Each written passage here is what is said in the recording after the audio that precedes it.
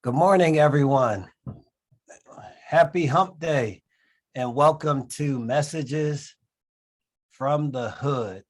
We're going to allow about 30 to 45 seconds for more people to come in, and then we're going to jump right into the discussion. So glad that you're taking time to be with us today.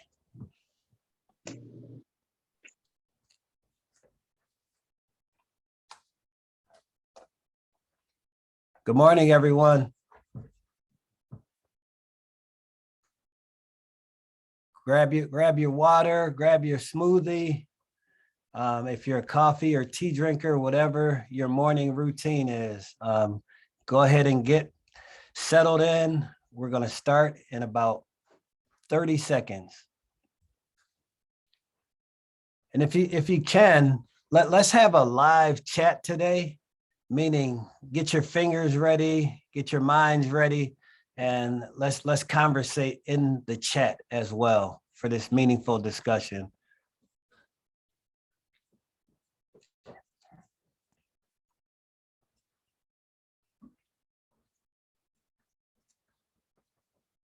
So good morning. My name is Claude Robinson. I'm the Executive Vice President for External Affairs and Diversity at UCAN. UCAN is a 152-year-old organization that strives to build strong youth, children, and families through compassionate healing, education, and empowerment. Our vision is that youth who have suffered trauma can become our future leaders. And I'm absolutely delighted that you're here with us today. And I was sharing with the audience, with some of the panelists earlier today, this is our final webinar of our fiscal year. So we have a lot of energy and we're ready to have a good time today. At this time, I want to invite our panelists to join me. Dr. Julius Mullen is the executive director for the Brian A. Stevenson School of Excellence, and he's joining us from Wilmington, Delaware. Dr. Mullen, good to see you this morning. Glad to be here. Thanks for having me. What an honor. Also, I want to invite Mr. Damian Bowler, who is the director of Talent, Diversity, and Community at PepsiCo. Damian, thanks for being with us today. Hey, good morning, Claude. Thank you for having me. And we have our other panelists, believe it or not, are with us, but they're in the virtual world at the moment. So they're on the way and they'll join us and I'll introduce them when we get here. But I want to start right away and ask Dr. Mullen, as a leader, in your opinion, what and how would you define manhood? Yeah, it's a fascinating question and a great question to start this conversation. In my opinion, which is driven from obviously my own experience, I draw immediately from a 57-year-old man who decided to say yes in raising me. I still continue to be perplexed in terms of what drove him to say yes to take care of an infant many years ago. So I draw from lessons from him, which is all about faith, having a strong faith, helping your fellow man in need in whatever capacity, whatever that looks like. Obviously, take care of your own as far as your family, your community. But those are a few guiding principles that I learned with a very few words spoken to me, which also is a principle. He knew the way, so he showed the way, and I did spend a lot less time talking about it. So I think about faith. I think about taking care of family and community and helping others and having an incredible strong work ethic. So those are some principles that immediately come to mind in terms of that contextual definition of manhood. Okay, great. Thank you. And Dr. Joseph West joined us as well. He's the executive director at Cap Genus in Miami, Florida. So delighted to have you here as well. I told everybody you were on the way. It was just a matter of internet connectivity. So good to see you this morning. And I'm gonna come to you in a second, Dr. West. But Damien, can you also answer that question? You know, how would you define manhood? Yeah, I'm going to build off what Dr. J said, because a lot of that resonates with me and ties to a lot of the definitions that I would give. And I think the piece that I'll add is that, you know, service to others is key. And I think Dr. J even touched on that. And really, how do you show up for the people that are in your circle, that are in your life, in a courageous, bold, respectful way? And finding the balance within that so that you protect yourself and your energy and how you can show up, and then establishing the right boundaries, right? I think those are the keys for me. And then the last piece that I'd add is like remaining curious, because I think this definition of manhood is ever evolving. And if once you become too stagnant, you start to get that closed perspective, and then it's hard to shift and evolve. So just remaining curious is something that has always been important to me.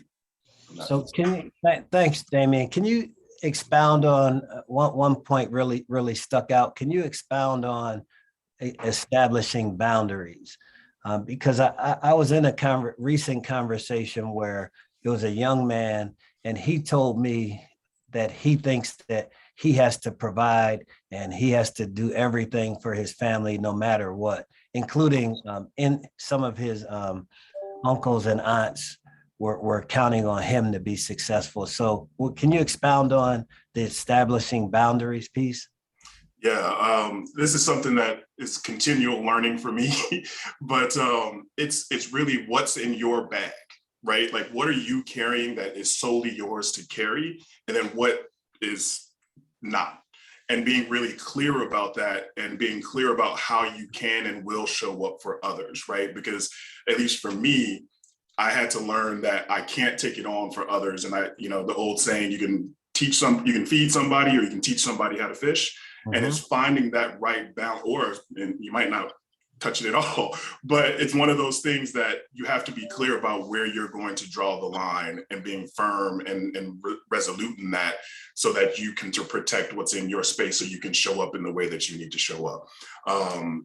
Can be difficult to do, especially when they are close family members. Yes. But really doing your best to draw those lines and set your expectations for others. And I think that's, again, with being curious, that's one of those things you got to practice over and over, and have people help hold you accountable as well.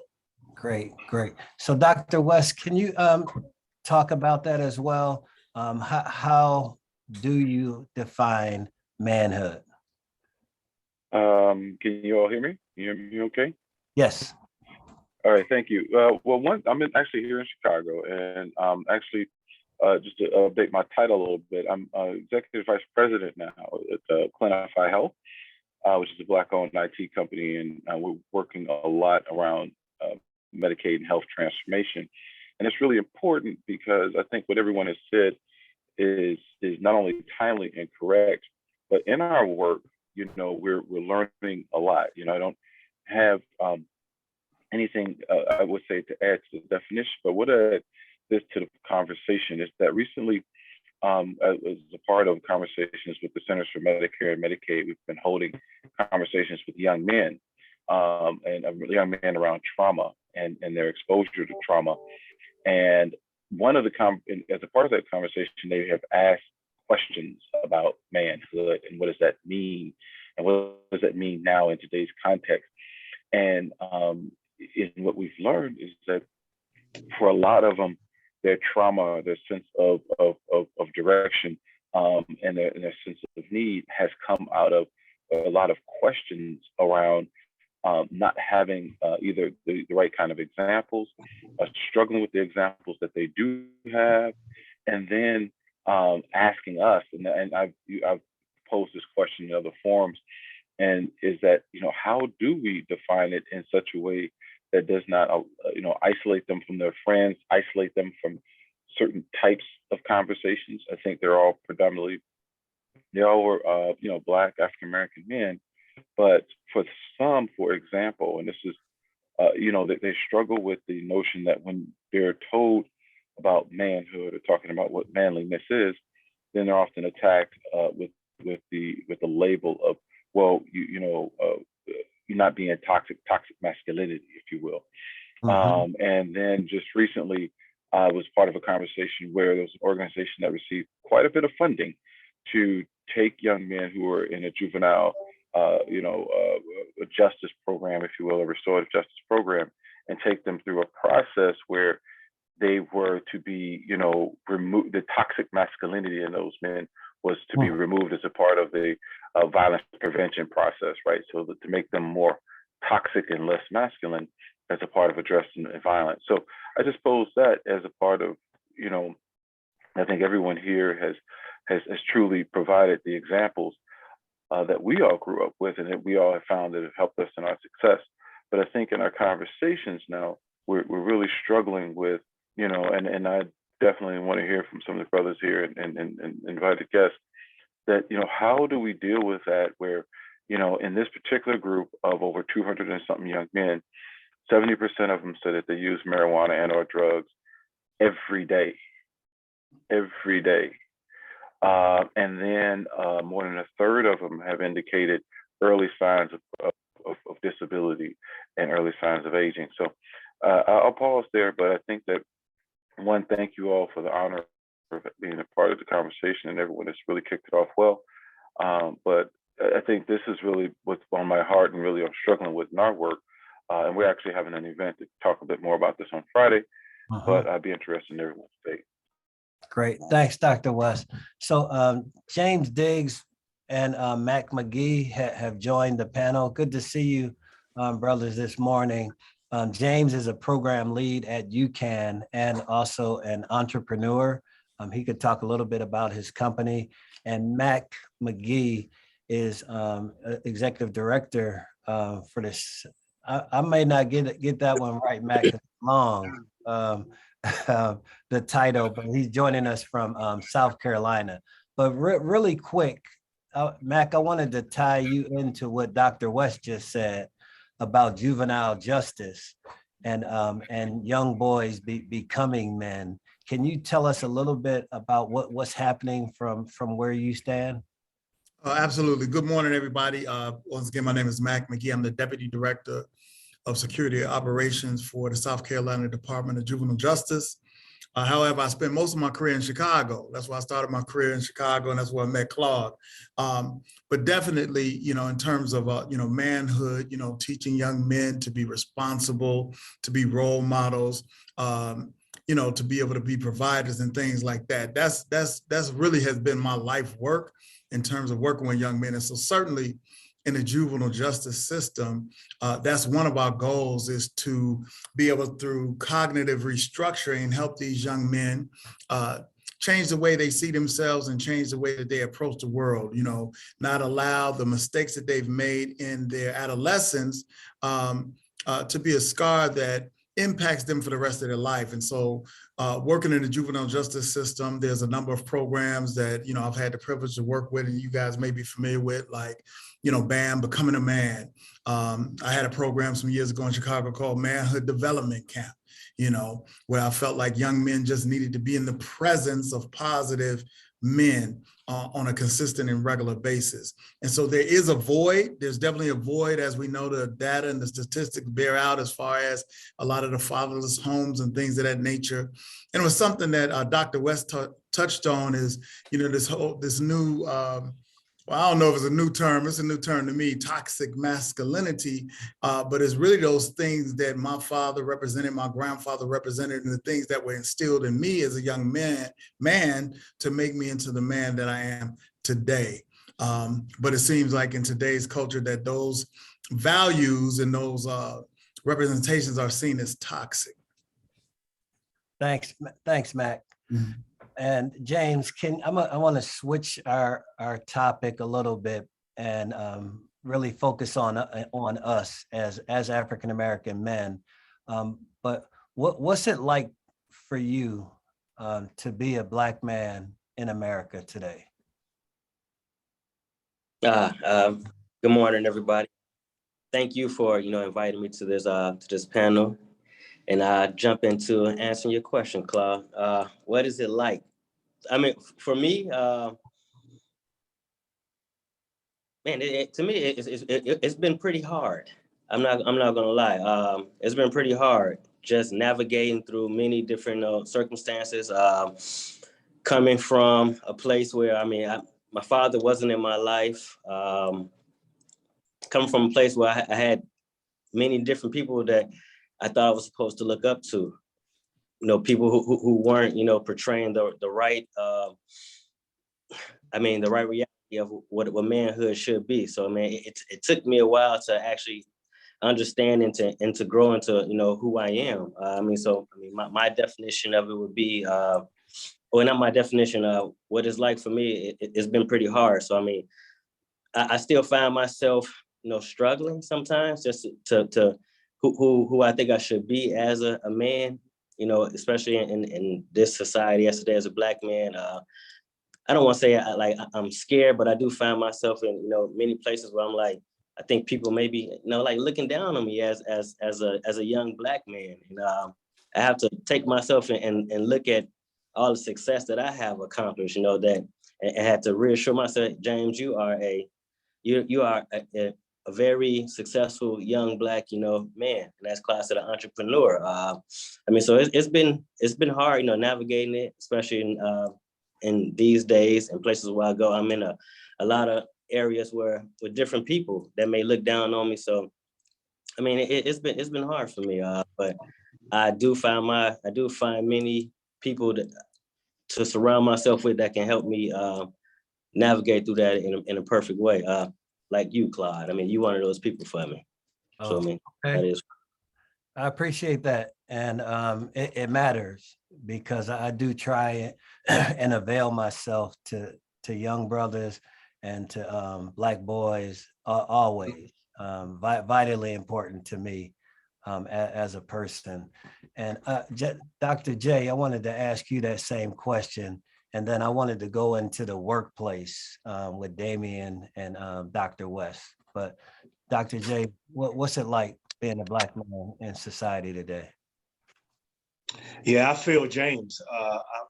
I feel the energy there because I certainly have a very similar context or experience. I know, Claude, we've been on many panel discussions and we've often brought up this concept of wearing this mask. And I've been wearing this mask for, as the old folks say, a mighty long time. And I was taught to wear the mask.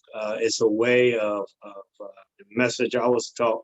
It's a way of survival, and it's also a way to thrive toward whatever success means. So that has played itself across many different systems and in places and in spaces, whether it's as simple as going to a restaurant, whether it's simple as going to a conference, whether it's going to work, sometimes going to church. So wearing that mask has been extremely provocative in terms of a protection. I feel the brother just spoke, and in terms of you're almost like you talk about that toxic masculinity word. It's almost like you're walking on eggshells. And imagine that, a human have to walk on this psychological eggshells in every single space we enter, and sometimes in your own home, in your own family. That's stressful.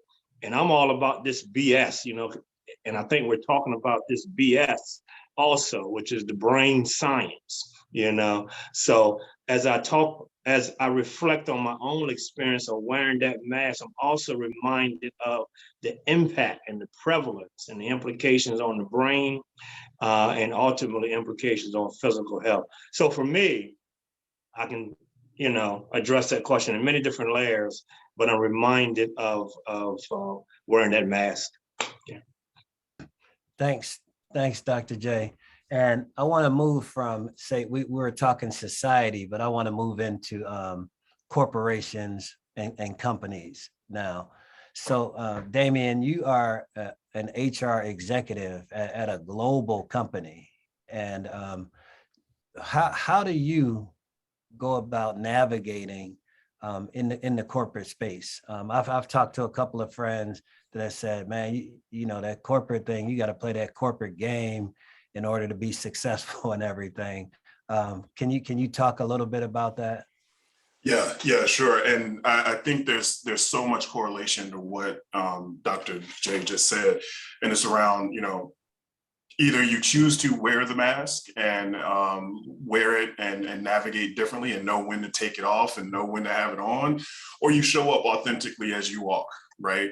And there's challenges that come with both of those, to be quite honest. And I think for me, one of the way that I have tried to approach it is right through my competence, showing people I get the job done, right? My character, be it having the integrity, showing my intent behind it, and then the relationships that I build, right? And that last piece is something that takes quite a bit to develop in corporate America because of the mask that I've been taught to wear, right? And being able to take that out and to show up fully authentic and to be vulnerable about who I am, right? And to show and to share that with people, because I think in corporate America, that looks different for a lot of people than it does for us, and how we show up as Black men and how we show our vulnerability, right? From my perspective. And I think that using those other two components around competence and character are the things that help to remove a lot of the barriers. Like if I'm in a room and I know people know what I'm talking about and they see how I show up, they see how I present myself, immediately some walls go down, right? For some people in the room, while others, they're still up, to be quite honest. Like, you know, and that's just, you gotta, and that's something you have to learn, is that that's their stuff, it's not your stuff, right? And once you get really comfortable with that and showing up as yourself, then it helps. I'm not gonna say it solves, but it helps. And I do want to add, you know, with that question really quick about society and that relationship to corporate America, it's like lifting weights in my mind, right? You lift weights, you do your first set, then another plate gets put on, and you do another set, and more plates get put on, right? And people don't reward you for continuing to lift the weight, but the second that you fail, people are like, what's going on? You know what I mean? So it's such a weird balance to have to do, and you have to know how to ask for help and how to have the people around you to support you, to either one, make sure the weight, that extra weight doesn't get put on you, or to help you lift it up, right? And I think that's one of the keys, is to put yourself around that. I think there's a gentleman, hope I don't mess his name up, Jason Wilson. And he just yesterday put a video up like that. And I was like, he stole my content. But anyway, but he's a great, but really good brother. His book, Battle Cry, is a great read for any Black man and Black woman as well, right? So just to understand and get a perspective of some of what we're going through. But sorry, I went tangential off the corporate America, but I think it's some good ties there. Great. And Dr. West, same on your end, Black men navigating just the overall workplace and the workforce.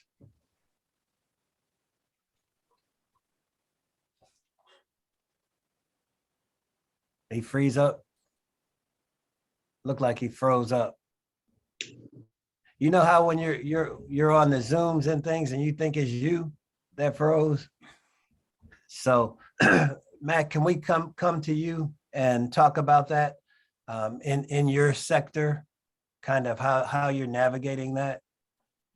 Yeah, I mean, it's always been difficult. I've been in the field 29 years now. It's always been difficult, to not come off as the angry Black man, or if you're very assertive and you stand firm in your decision making and things like that. Because people tend to, particularly in this field, human service, seem fearful sometimes when you're strong, right? And so one of the things that I've had to learn, throughout the years is, how to effectively communicate, how to be diplomatic, right? How to stand firm, but also get my message across without being seen as this, I'm a big Black man, right? I always have been. So, I remember early in my career, a communication public relations guy at a company I work with, he told me I had a menacing quality, right? And Really? I think he meant it as a compliment, but it was really, it showed me their fear. A menace, literally in the workplace said those words Yes. and nothing happened. And nothing happened, that I had a menacing quality. I once went to go speak at DePaul Law School to some second-year law school students. This was maybe about 10 years ago. And I arrived there early. And so I sat outside the classroom, and as people was getting off the elevators, you know, people saw me sitting there. They didn't know I was the presenter, right? But they saw this Black man sitting there wondering, should I even be present? Should I be there? And I waited for everybody to go in, and I waited for the professor to show up, and then he brought me into the classroom as the presenter. You know, and people were shocked because they have a perception and an image of who Black men are. And so it's a delicate balance. I agree with Damien. It's definitely a delicate balance.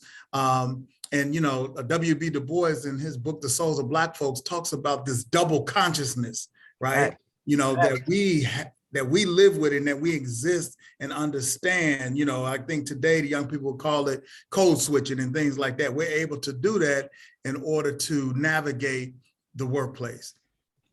Got you. That's a great point, Mac.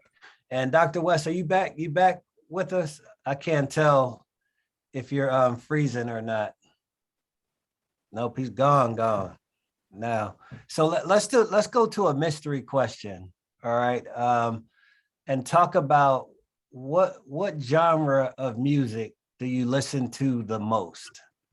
And I'll go to Damien first. What genre do you listen to the most? Most. So it's gonna have to be, I'm gonna specifically use the word hip hop with and then jazz, R&B. So I like artists that mix the three. The Roots is my favorite band of all time, or music group of all time. Okay, great. Dr. J, how about you?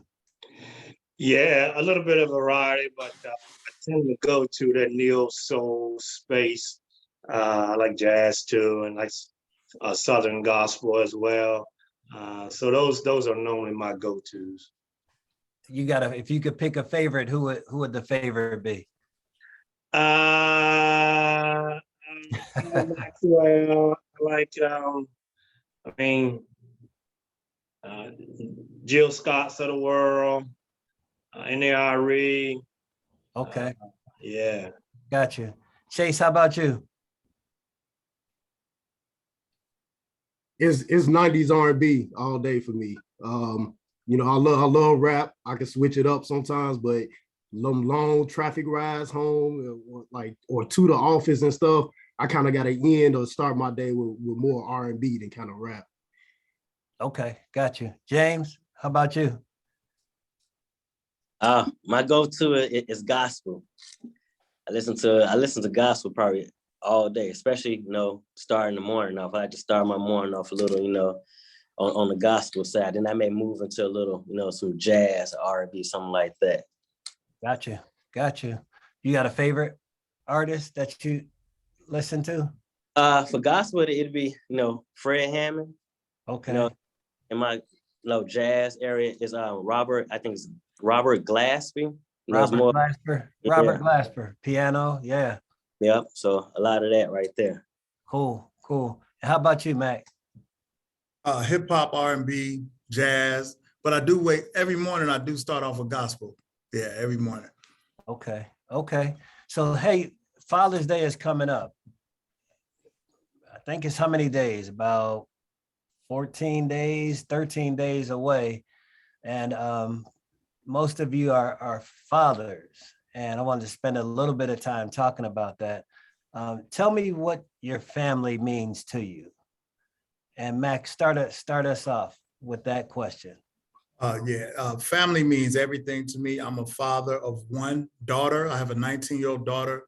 She just completed her freshman year at Howard University. And when she was born, you know, my life changed forever. I wanted to be the type of father who was expressive. You know, I tell my daughter all the time that I love her. I tell her that I'm proud of her. She calls me the GOAT, right? She calls me the greatest of all time because she says that throughout her life, I've always shown up for her. And so that was always important for me to have an open line of communication, you know, with my daughter, you know, and role model for her, you know, the things that I want her to, you know, the values and the things that I want her to have in her life as she, you know, makes this transition into adulthood and finishing college and finding a career. So family is everything. Family is everything to me. Great, great. James, how about you? Like Max said, I mean, family is everything to me as well. I have a 10-year-old. The question was kind of father, am I?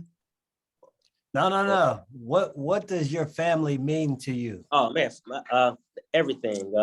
I would do anything and everything for my family, and they already know it. I work day in and day out for my family, so I can give them the best of the best, especially my daughter. I love her. I may be kind of hard on her, but I try to help her understand that, you know, daddy loves you and daddy is out here, I mean, trying to make great things happen for you so you can have you know, a great life, and my wife as well. Great. And we're going to get into husbandhood. You know, we talk about, and for the audience, Messages from the Hood talks about manhood, fatherhood, husbandhood, and then brotherhood.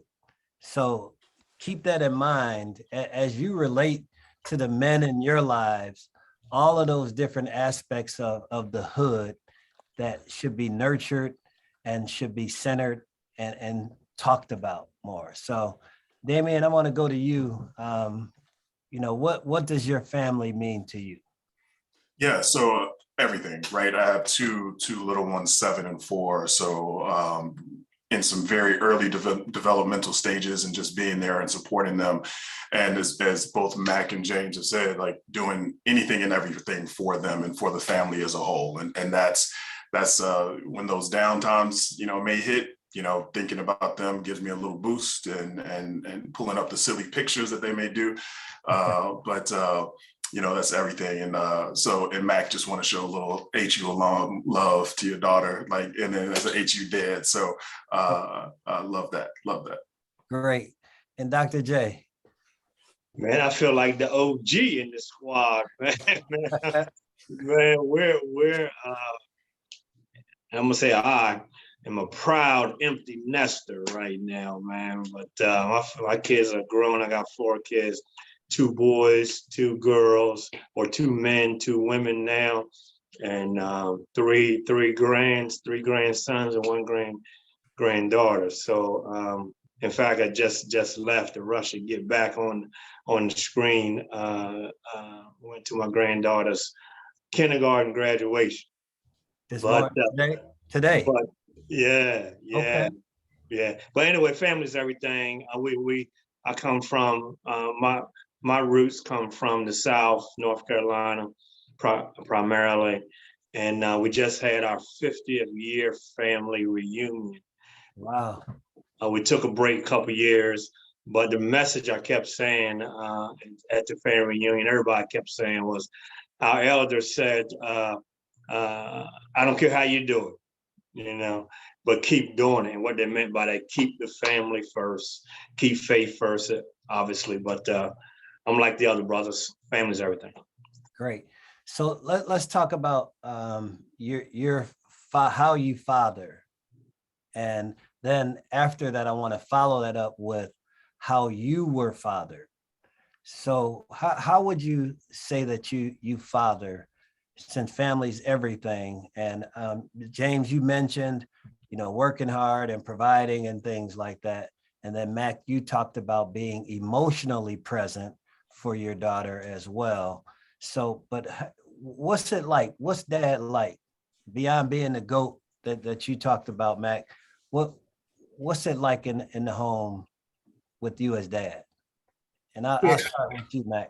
Okay, yeah. I mean, you know, when I say being emotionally present, my father wasn't emotionally present until later in life. Like when my father got like to retirement age, I think when he was 65 was the first time I heard him tell me that he loved me, although I knew it, right? Right, And right, right. so what I wanted to do for my daughter was I wanted to be able to say the L word all the time, and I do. I always tell her that I love her, and then I listen.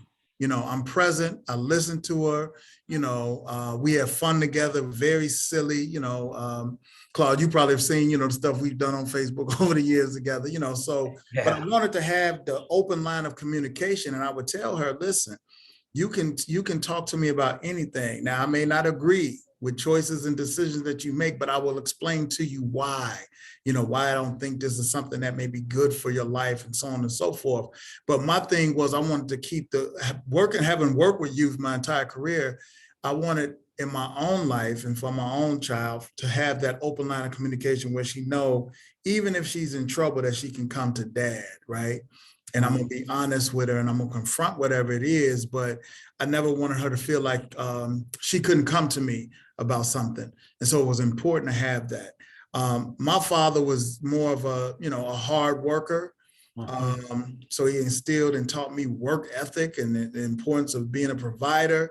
But like I said, it was later in life when he sort of, got into that graceful period of his life where he was able to open up. And I didn't even know how to take it at first because he had never done it. So it was weird, right? I'm an adult and he's saying stuff that I've never heard him say, but I embraced it. So I wanted to, be that way with my daughter from day one, letting her know that although I'm strong and I'm tough, that, I can be open up emotionally as well. Okay, thanks. And I applaud it loudly. Damien, how about you? You have a 4-year-old and a 7-year-old. Yeah. So for me, it's about providing the guidance, being a lot of what Mac just said, right? But being really intentional about letting them find their way, right? And how do I help guide them? And the difficult part for me is the balance of when I think they may be going a little too left, right? Is that really too left or is that my too left, right? And so how do I make sure that I'm finding the right balance and giving them the space to explore and try out new things and just really also provide as much exposure for them into a number of range of activities and let their minds run free, right? But also being that guide, right? So that's kind of how I show up. I'm very present, right? My dad was a workaholic. He definitely loved us and was providing, and he put that work ethic in me. And one of the things that I took away from it was, yes, and I want to be at everything they do, right? And while that may not be truly feasible, but they know that more times than not, Dad is going to be at the graduation, the game, whatever activity they got going on. So that was something that was important to me, and just to be as open as possible and to show them that Dad can be silly and fun too. Because I didn't see that a lot, and like I didn't learn my dad played the guitar until a couple of years ago, and now I was grown, kind of like Max said, but I didn't know he played the guitar. So that's kind of how I show up as a father. Okay, what's one of the silliest things you did, Damien? You say have fun and stuff.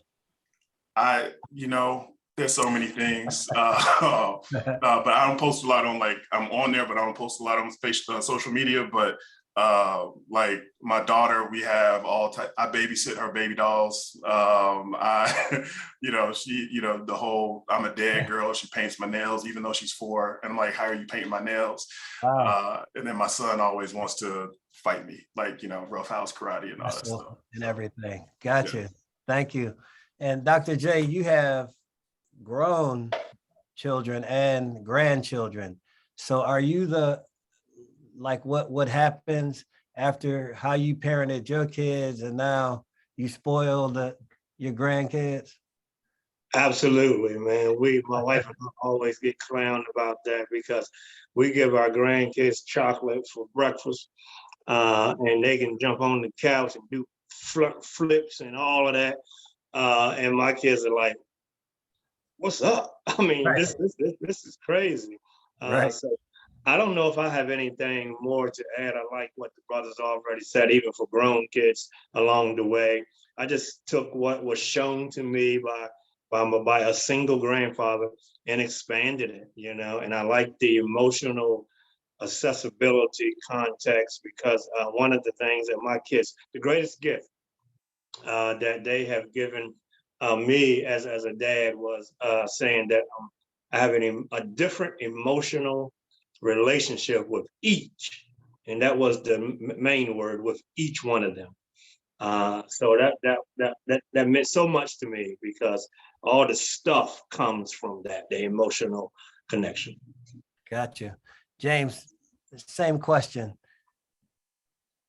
I'm gonna take a little something from Mac and I'm gonna place it into my life. It's something that I've been wanting to work on to be more emotionally there, you know, tell my daughter more and more how much I love her and I love her. I'm sure she knows it, but I do want to be more vocal with it. I think from the work I've been doing for so long, I don't think I'm hard, but I'm on my daughter a lot. You know, she's only 10, so I am everything she does. I'm like, hey, you could do it like this. Hey, you could do it better. And I kind of want to switch it up a little bit because I don't want her to always be like, man, Dad's always fussing. I got a B on it, so why is he fussing? I'm like, hey, you got a B, you can get an A+ now, you know. I do a lot of that, so I am looking to switch it up a little bit because I want her to be able to come to me with any kind of problem she may have. I want her to be able to just, you know, say, all right, I can come to my dad with this. He's not gonna fuss at me. He's not gonna, you know, yell at me or anything. So I'm working on, you know, revamping, you know, how I am as a father with my daughter, just so she can know that I'm there for her. And I am a workaholic. I'm looking not to be a workaholic because I want to be there for, you know, my wife and my daughter, emotionally, physically, every way possible. So I am looking to switch that up as well. Because I mean, my father was never there. I always tell people I can count on one hand everything that my father has ever given me. So I'm looking to switch up some things. So I mean, right now I'm just in the middle of becoming a better and a different kind of father, you know, towards my daughter to help mold her into, I mean, the amazing woman I know she's going to be. Great. So I heard love woven throughout each of the messages that you shared, and also some kind of trepidity. Is that a word? Trepidation. All right, but towards like love, how important it is, but it not being expressed. Where does that come from? Where men kind of struggle with that? Well, I think for many years or for many generations, you know, men were taught not to show emotion. It was almost seen as a sign of weakness. I actually see it as a sign of strength, right? Because it shows the total man and the ranges of emotions that a person could have.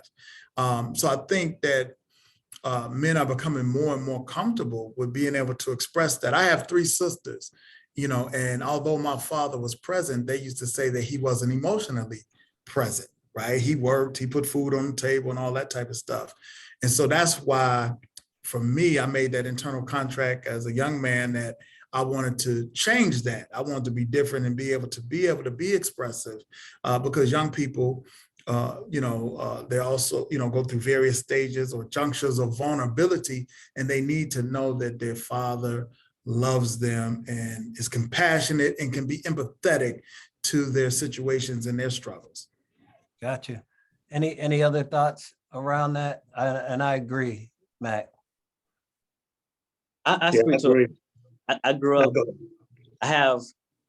I got 8 aunties, 2 uncles. I have a ton of women in my family. So my uncles used to always be like, you know, you got to be a man. You got to be tough. You know, my grandma used to garden all day, every day. And I'm like, I want to get out there in the garden with grandma. No, that's not what you're supposed to do. You know, you're supposed to be out there, you know, running around the streets, you know, trying to catch every girl. You know, but as I got older, I was like, you know what, that's not the way to be. You know, I need to tell people I love them. I need to hug people. I need to garden. I garden every day now. You know, it's the best thing ever. So, I mean, that's what it's like for me. You know, my uncles, you know, most men were like, you got to be tough. You know, what you mean you love me? So, I mean, as I got older, I tell people all the time, man, I love you. They be like, James, you know, I love you too. Nobody has told me that in a long time. So, man, I'm trying to speak as much as I can. Okay. And Dr. J, you were going to also comment. Yeah, I'm with you, brother. You know, we and working with, at this point, thousands of boys and men the last 20 years. And one of the things I was taught by my mentors a long time ago, start with safety and start with love. And then go from there, because I mean, I wasn't surprised, but I mean, you brothers already said it. That's a foreign concept, or it's operationalized differently. And we've been taught to cover it up. You know, you don't cry, you man up, you handle your business, and it's far from expressing your feelings, expressing your emotions, expressing your vulnerabilities. So showing that again and again and again in those one-on-one conversations, talking about relationships, the girl that hurt you, let's talk about that. So all of that. So yeah. So we're gonna switch out of fatherhood and into husbandhood soon. But before we do that, can you share with our audience one thing that brings you joy? And I know family, because you mentioned family is everything, but beyond that, just one thing that brings you joy. Let's start with you, Dr. J. Yeah, for me,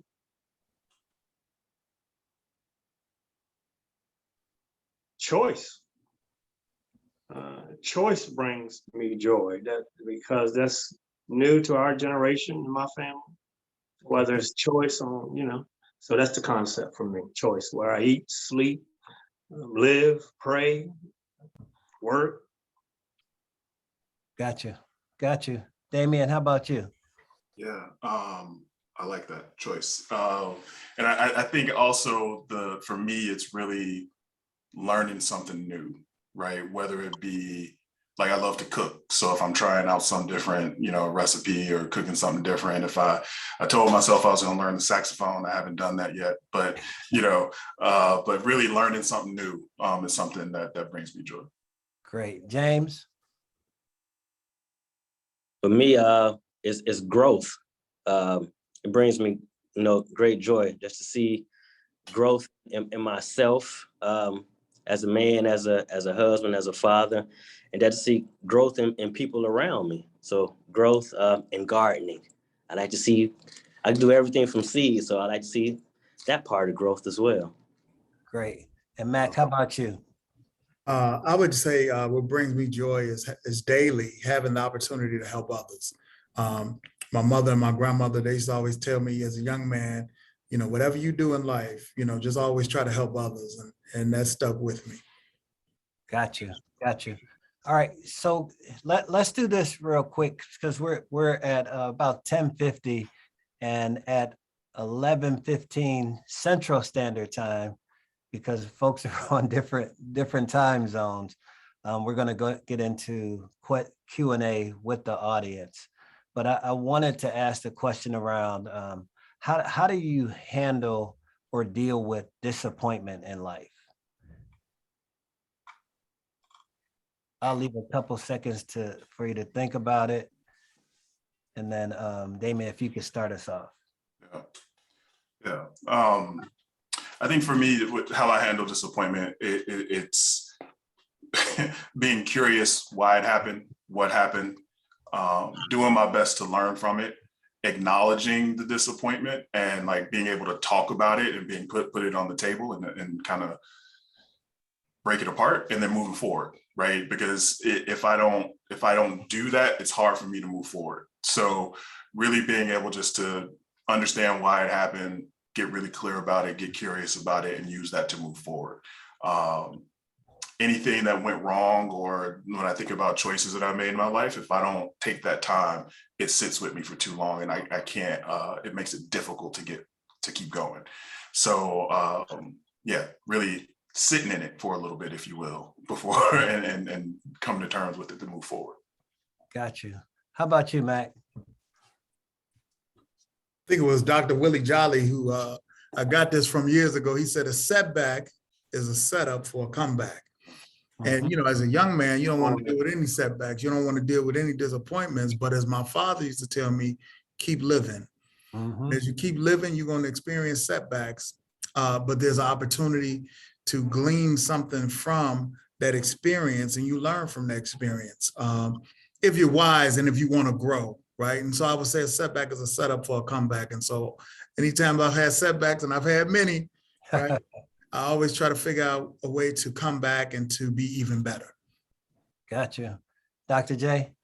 Yes, sir. I like that. I like that. Tell you got that, brother. I tell you got that that Southern vibe, and man, they say you should stop that line. But yeah, for me, just reframe it. I mean, just like you are. I mean, I got plenty of experience. I mean, I can talk about disappointments all day long. You know, that's and how to reframe those experiences. Look at it. What can you learn from it? What can you do differently? What can you control? What you can't control? Let's move. You keep moving. So, Gotcha. So let's jump into husbandhood, okay? And James, we'll start out with you. Tell us the origin story of how you met your wife, and don't do like that one Martin episode. Remember where Gina had her story and Martin had his story of how they met? What was the story? The story, man, my college roommate. So we all from Chicago. He was like, man, come out on a double date with me. I like, a double date. I'm like, man, all right, whatever. I'll go on a double date with you. And I met my wife. At first, it was cool. I want to say we hit it off, but we didn't hit it off because I was going back to school. I was like, this isn't what you want. You know, I'm fresh in college. You know, I'm out here, I'm wild.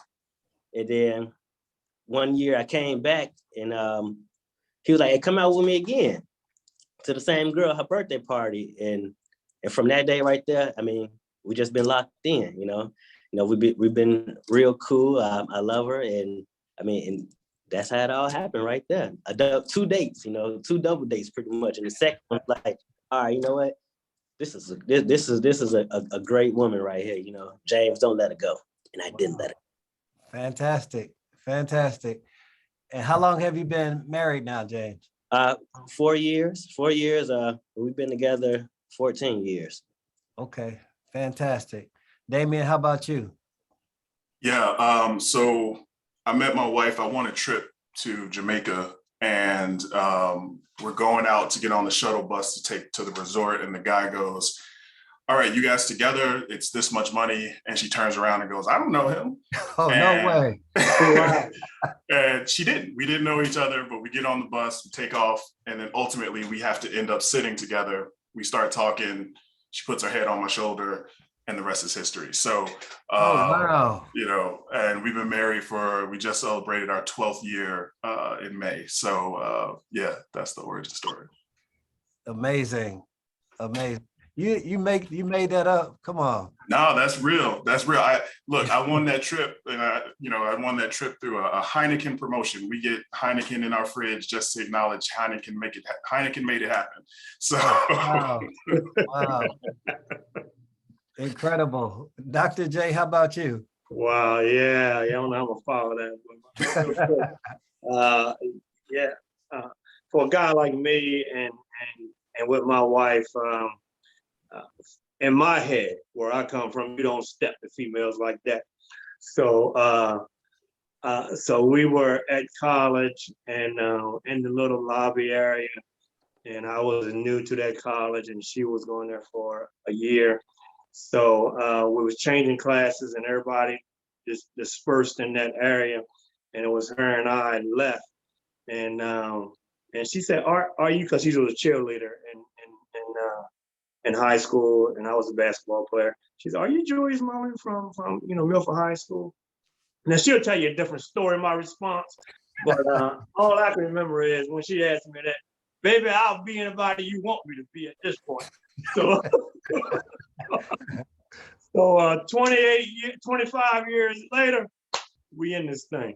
Wow, fantastic. Love it.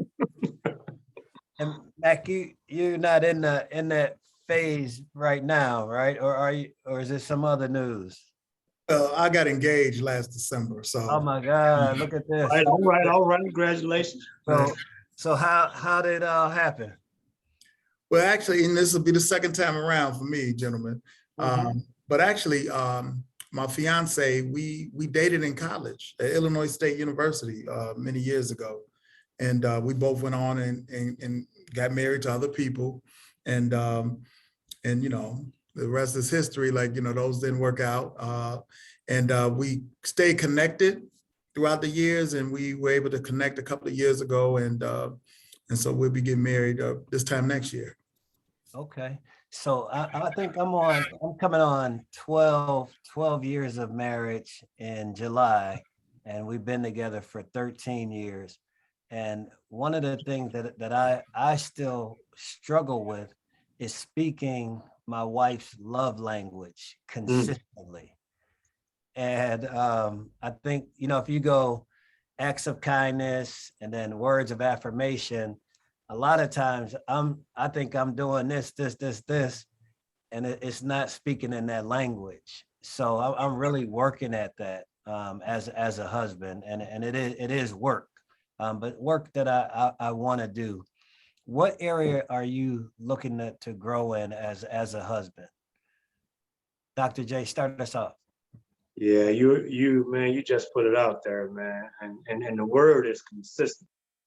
I mean, I can meet her love language every now and then,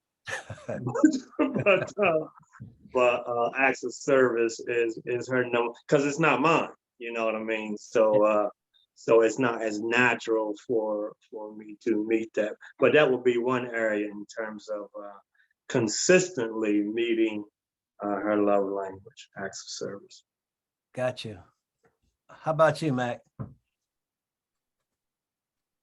It's interesting because we just went through couples counseling, and of course that was one of the books, right? The 7 love languages. So, you know, acts of service is definitely her love language, and I would agree with all the brothers on here. You know, I haven't consistently been able to hit that, but you know, I'm trying to be very intentional about it. You know, very intentional about it. So, learning each day. That's right. Got you. And James, how about you? And I agree with them. Being consistent with it.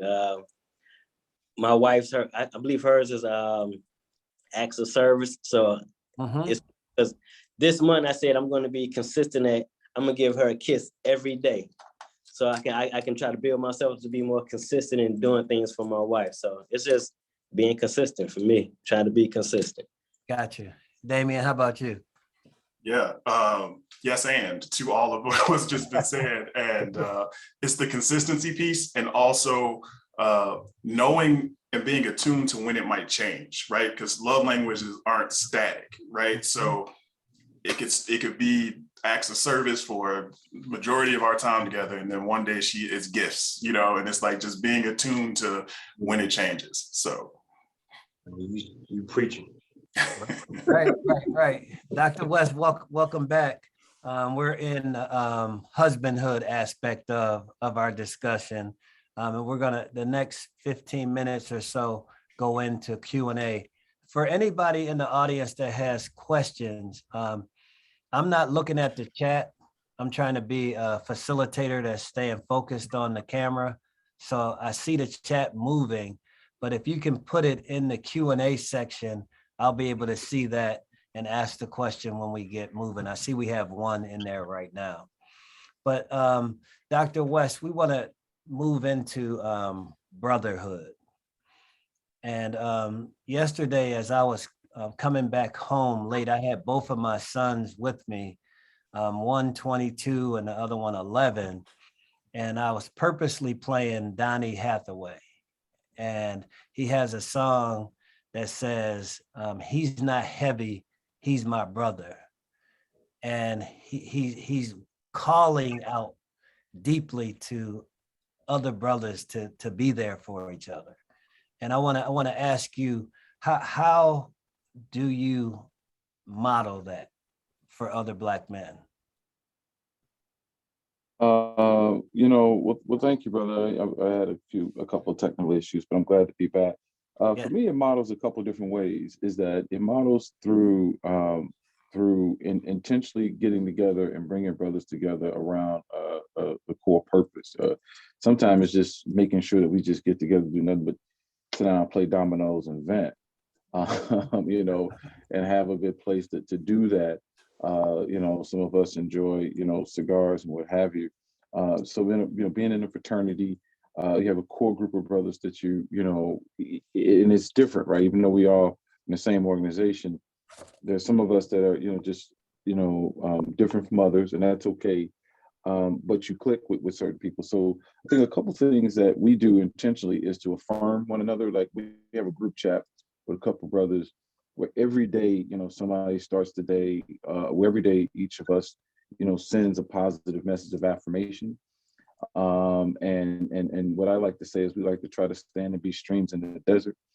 And so because all of us are operating in all of these, in these gladiator academies, which I like to say, you know, is that, you know, we have to put on our armor and go out and fight, because it's different when you know, own a business or you're trying to build a business, what have you, and you enter all these arenas where people just very clearly, you know, express that you do not belong and they don't want you, and that's okay.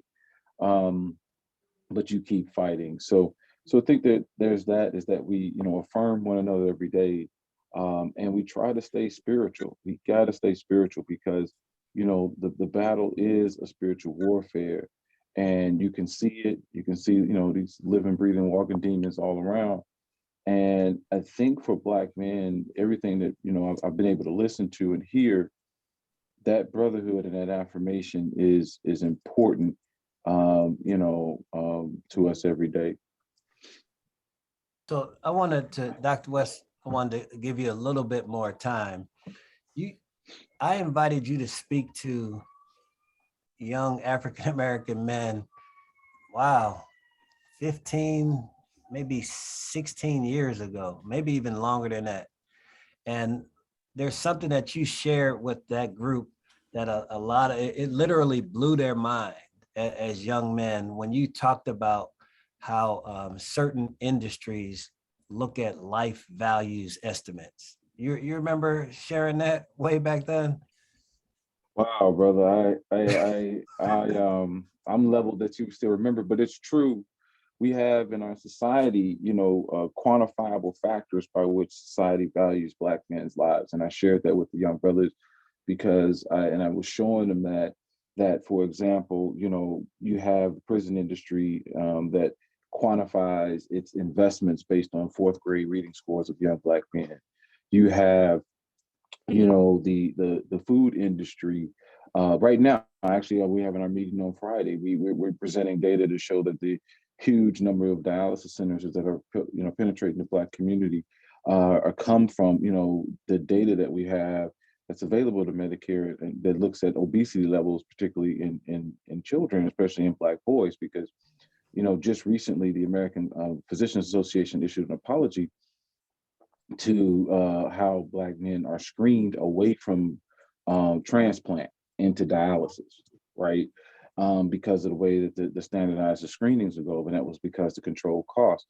So I presented to them, you know, a series of quantifiable economic factors that go into play, and tried to shape that in their understanding that they are still commoditized. I mean, just recently, I had to pay off and buy the probation for two of my nephews. People don't know you have to do that. That they wanted to move from one state to another state, and they still had owed, you know, you know, some retribution from 10 years ago. And a lot of brothers cannot get off of probation for that reason, or can't move, or have limited job potential. And I ended up paying off one of my nephews, then another nephew. Then I said, give me a list of the brothers that you have that need their probations paid off. And I got a group of brothers together, and we paid off all their probations. And it ranged anywhere from $1,500 to $3,000.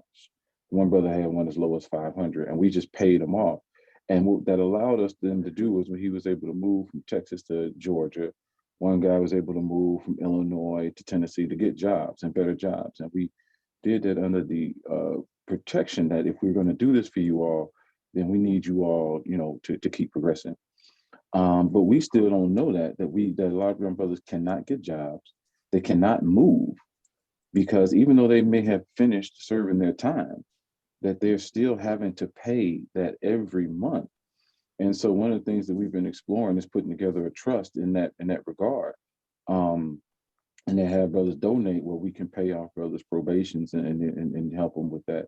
So yeah, brother, I mean, without taking up much more time, there are quantifiable factors that are associated with who we are to show that we're still commodities. We are still commodities. Thank you. Thank you. And there's some real positive responses in the chat to just that little bit of knowledge you brought to us today. So for about another 8 minutes, let's jump into the question of how are we our brothers keepers in tangible ways that we do that. So thanks for leading us off, Dr. West. Mac, how do you go about that? I see you did the Omega, sci-fi. I saw that. Right. Right. So yeah, well, first of all, I'm a brother. I have, like I said, I have 3 older sisters, but I also have lifelong friendships, individuals I've been friends with. One of them, Claude, since the 2nd grade, and I'm 51. So I think, brotherhood is very important. Brotherhood is needed, right? You need to have a strong bond with like-minded individuals. I'm a member of Omega Psi Phi Fraternity Incorporated, and one of our mottos is friendship is essential to the soul, right?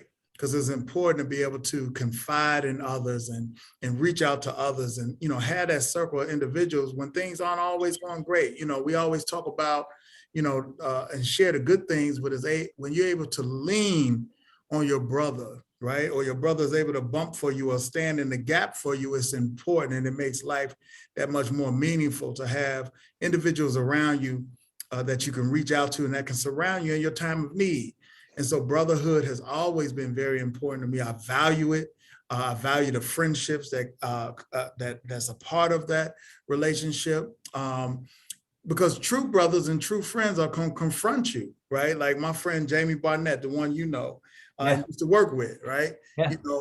He can tell me, if somebody's telling me something I don't want to hear it, and I say, hey man, hey Barnett, they saying this about me. He said, yeah, it's true. You do that. You do that all the time, right? You need your brother that's going to keep it real with you and not just tell you the things that you want to hear, but tell you the things that you need to hear.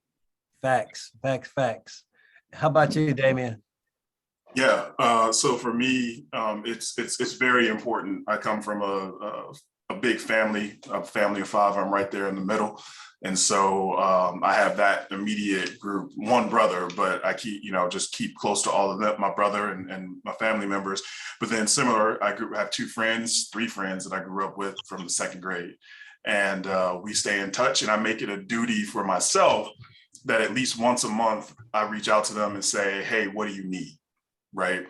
Not so much that I'm necessarily going to be the one to give it to you, but giving them the space to talk about what's going on in their life and what they may need or what they may need to focus on.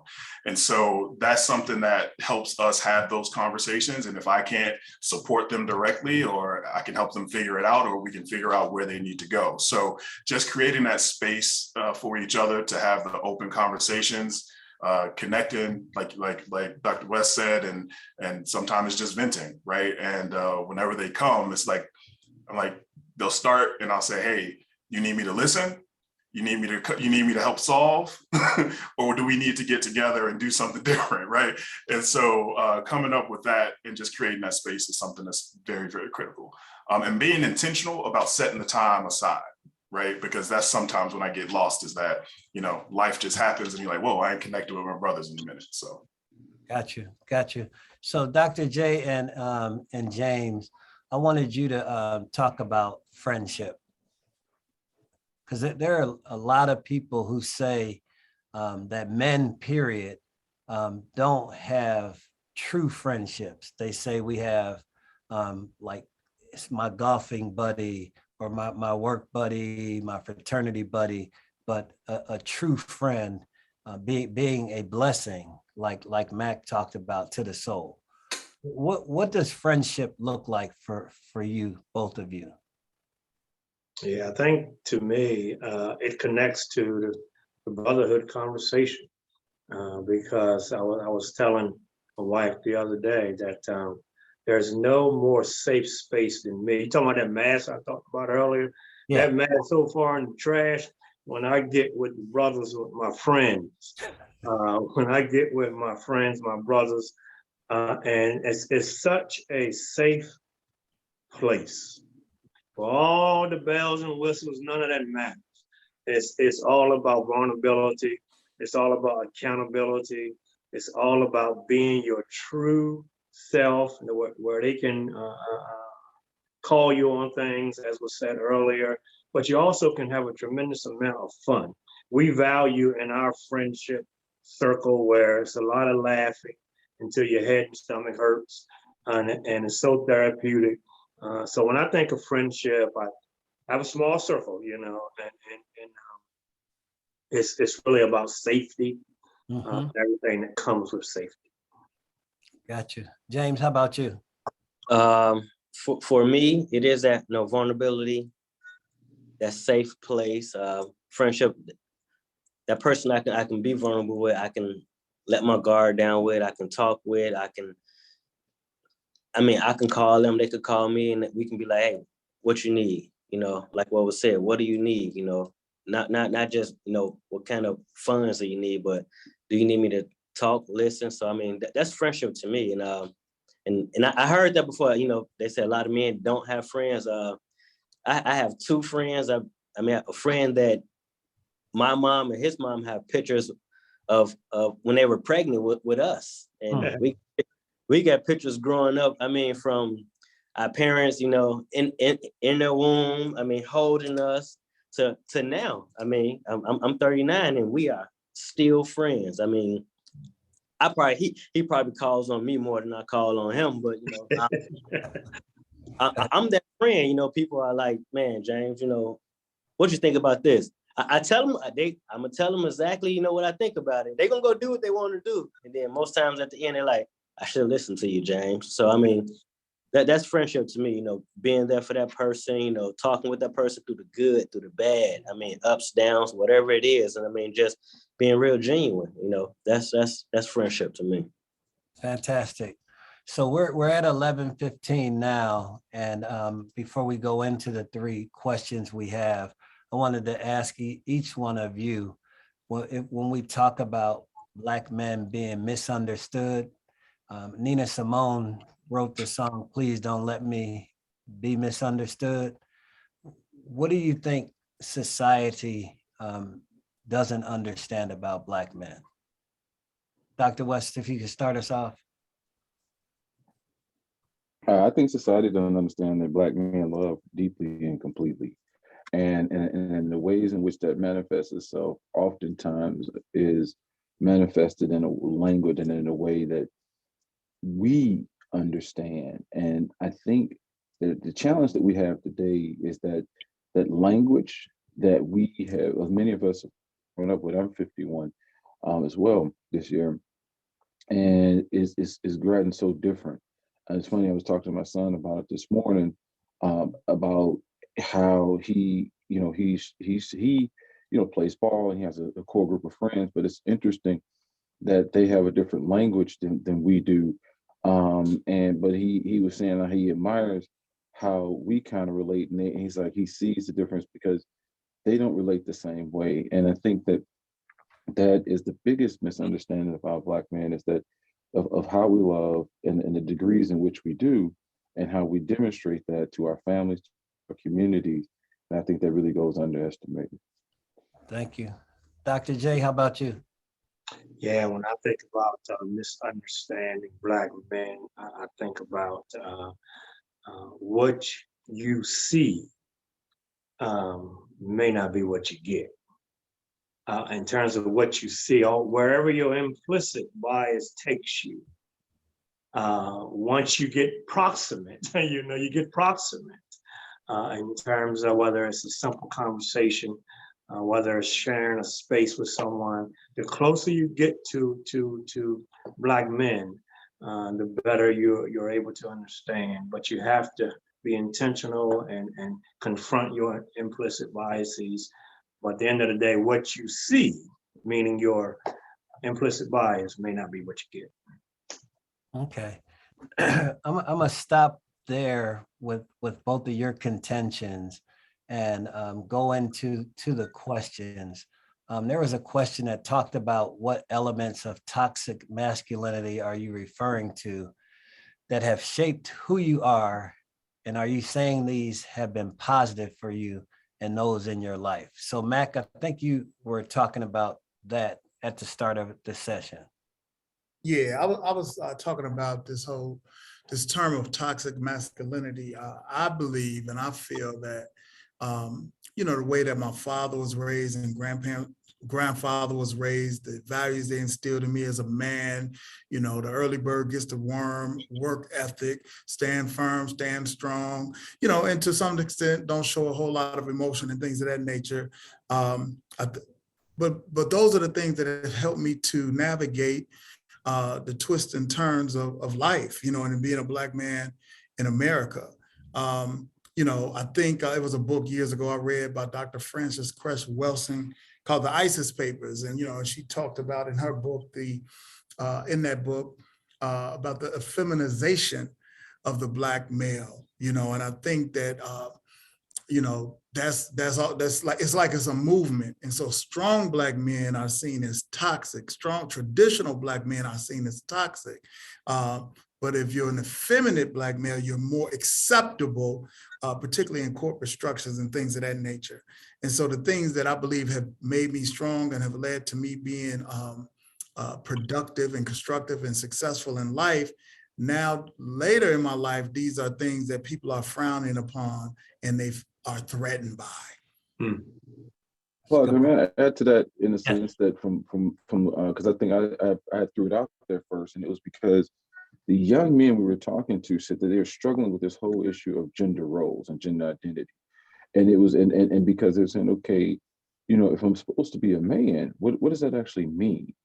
And he said, and when they're going through that, and we're talking about, and I agree with Brother Matt, is that, there are these roles, hey, I'm a man, I'm a provider, it's well defined, and we grew up with those guardrails, and we may have bumped our heads against them at times, but we still had them. Now, if they were to say, it means something simple like you seeing, hey, how do you walk down the street with your woman, right? Some of us, or how do you, treat her in terms of chivalry or this, that, and the other. And they say those things are dead or should be thrown out because those are defining gender roles. Men shouldn't be, and it shouldn't be, responsible for being providers and all that. That's what they're inundated with. So when we're coming to them and talking about some of the things that I know that Mac is talking about and others, and we get these kind of stare backs because they're telling us that the world is telling them those are toxic men behaviors. So now what do we do, right? What do we do, and how do we help them understand that? Because, again, they're saying is that they should be more feminine behaviors and not quote unquote masculine behaviors. And they're really struggling with that. They really, really are. And they'll tell you. That's it. Those are good points. And hopefully that helps some of the understanding around the question. The other question is, it's a very broad question. What do you need from Black women? So I would say one, and it sort of ties into one of the other questions you ask is, what we need from Black women is for Black men not to all be brushed with the same stroke, with the same broad brush, right? Like we're just painted into a corner as if we all the same, as if we think the same, as if none of us are any good, if that, like we just the same, like, but if you really experience and get to know Black men, we have different perspectives, different beliefs, different values. Some are very conservative, some are very liberal, things like that, but we get painted with a broad brush. And so I would say that we have to dismiss that narrative or do away with this narrative that all Black men are the same, that we're not dependable, we're not reliable. See, that's the narrative that is pushed out there prominently. We don't talk about the men that's on this called and the things that we do each day for our wives and our families and our children and our community, that narrative is never pushed. And I think largely society buys into this narrative that Black men are lazy and no good. So I would say that we need for our sisters to defend that and stand in front of it and support the true narrative of what brothers are doing out here in society. Yeah, to further that one, and then I want to go to our last question before we close. James, I know you wanted to say something on that. I was with my son and my wife at a doctor, and it was like I wasn't even there. They were talking to my wife as if everything is rolling through her, and literally, my wife stopped and said, ask my husband all of these things, because we have an agreement that this was my responsibility at the time. But the folks in there were literally like, I didn't even exist, even though I was right there. So that whole invisible man phenomenon is still prevalent in society. So I would say to not only affirm that what you had talked about earlier, Mac, acknowledge who we are in our existence, both in the workplace and outside as well. So James, what's one good piece of advice you would give a young Black boy? Oh man, to choose carefully about the people he hangs with. Choose carefully about, I mean, even, you know, the woman that he's, you know, is with. I mean, that's one of the things I usually, you know, speak to my young men. You know, choose carefully about the people you hang with, and decision making is real. Make sure you're trying your best to make the right, you know, ethical, great decisions. I mean, to push you forward in life. I mean, that's my thing right there. Okay, great. And our last question from Carmen Stratton, if Dr. J and Damien could answer this one. How do you get a man to remove the wall of pride to talk to other men about their struggles or to seek counseling? Yeah, I think raising, I mean, we throw this strategy around everywhere, but I think it's so powerful. Raising awareness of the problem or the issue, or how much of a detriment it is not going to counseling. The same thing with physical health, you know what I mean? But not going to counseling, and do some education on, and the education may come through a variety of ways. It may be a one-on-one type of deal, where you sit down with somebody and understand some of those detriments, but also understand the benefits of being able to expose yourself and being vulnerable in a formal way with a counselor. I see that all the time. Once you get in, so many Black men come back and say, man, I wish I would have known so much sooner that counseling was like this.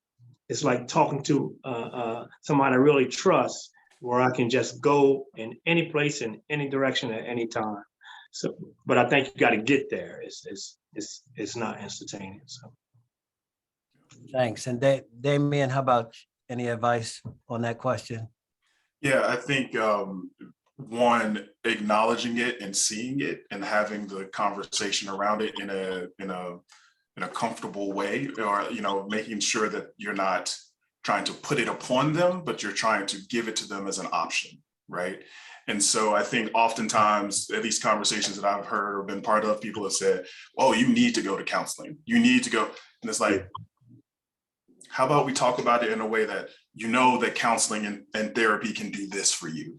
Or having somebody like Dr. J, somebody that's been through it, to say, hey, I went and this is how it's helped me, right? As opposed to trying to put it upon them, because as soon as you try to put it on them, they're gonna push back, right? And so I think if you can put a little sugar on it, if you will, when you're giving it to them, that's gonna be easier for them to accept it. James, you had your hand up. If you want to go real quick. Yeah, I just want to speak on that because just yesterday, and I do it pretty often. You know, talk to my friends about, you know, counseling, and I always let them know, give it a shot. You know, give it a try. It's a way like healing yourself. You know, we all been through some trauma. I mean, even just yesterday, I was talking to one of my young men who's just recently been shot, and I was just telling him, you know, give it a shot. You know, go talk to a counselor. You know, and let them person know how you're feeling. He's like, I could talk to you. I said, you could talk to me, but it may be some things that, you know, I may not know how to, you know, explain to you that the counselor may know how to explain to you and help you deal with. So, since I've been going, I tell all my friends, my families, I mean, give it a shot, you know, because I come from those Christian backgrounds, like, we going to pray that off of you. And Yes. I tell people, we going to pray about it and we going to go to counsel. I mean, like, since I've been doing that, many of my friends are in counseling now, many of my family members, and they're like, you know, James, this has been the best thing ever. So I just share it with everybody. Fantastic. That's awesome. Fantastic. So, hey, gentlemen, on behalf of UCAN, our board of directors, and our staff and all that we serve, we thank you for taking time to just share your insights, your expertise, and in an act of service like we talked about, and also being a model of Black man and Black men's excellence is so important. So it'll be shared, it'll be out, you can share it as well. Now I'm gonna invite Chase Larkin from UCAN on screen now to close us out. But this has been extremely refreshing to me. And look at what we did in spite of all the connectivity problems. You know, we made it happen. So I appreciate you Black men for all you're doing. Chase, you want to join us? Hopefully yours don't start tripping. But go ahead. Yeah, I see the signal kind of messing up for everybody. Thank you, brothers, for coming out, brother Dame, Dr. J, brother McGee, my UCAN brother James Diggs, Dr. West. Really appreciate it. Selfishly, I truly enjoy these moments to be able to talk to established African-American men who can kind of help me in my own development and growth. Chase Larkin, youth development coach in Behavioral Health Services Department. I'm also the co-chair of our employee research group, Black Men 360, alongside James Diggs. It has been both an honor and a pleasure to kind of share this virtual space with you all and have this great panel discussion. I think like at the end of every panel, we always kind of say like, oh, there are so many things that stood out. I don't know where to start. You know, everybody kind of throw that out. Sometimes they lie. This is one of those cases where it was just so much information for me because in my job, I deal directly with a lot of Black men and having these sorts of conversations. And really, the one thing that really stood out to me today was the conversation around the toxic masculinity. And that's because like over the past several years, and I know we kind of alluded to it earlier, it's becoming like this new phrase, and a lot of Black men don't know how to respond to hearing that phrase, toxic masculinity. And I just recognize that, you know, for a lot of the young men that I work with, and even the adults that I talk to, we kind of end up in two camps when it comes to that conversation, right? You have the guys who believe there's no such thing as toxic masculinity, and anything that you do as a man is a part of being a man. And then you have the other group of people who feels like everything that you ever known and learned about manhood should be rethought about and redone. And there is a medium in there somewhere where we have to kind of, you know, get to a level of understanding of who we are as individuals before we can start talking about what is our role and responsibility as a man. I think you all kind of touched on that and really got me thinking again about how do I approach these conversations with our young men and helping them understand like, you know, the emotions that we have are not gender specific. The roles that we're in are not because we're men, you know, all the time. It's you as an individual. So you get to define what manhood looks like for you. What does it mean to be a provider? Does that mean financial, or does that mean emotional, or both, or some combination of things? So that, again, that's just something that really, really stood out to me and got me thinking. I actually have a group later on today, and we had a different conversation planned, but we're talking toxic masculinity today. So again, thank you all. Thank everyone who joined the panel discussion. Thanks to everyone who sent in questions. Claude, for being a great host as always, and everyone who worked behind the scenes to make this thing work. You all didn't recognize or see like how difficult it was for some of us to kind of get on here and get logged on, but they got it all straightened out and we had a great time. Thank you, everyone. Thank you. Thank you. It was a pleasure, talking with you gentlemen. All right. Thank you all for the opportunity. I always like these moments because I'm gonna steal some of y'all stuff, take it back home. All right. Take care, brothers. All right, yeah. Take care, all.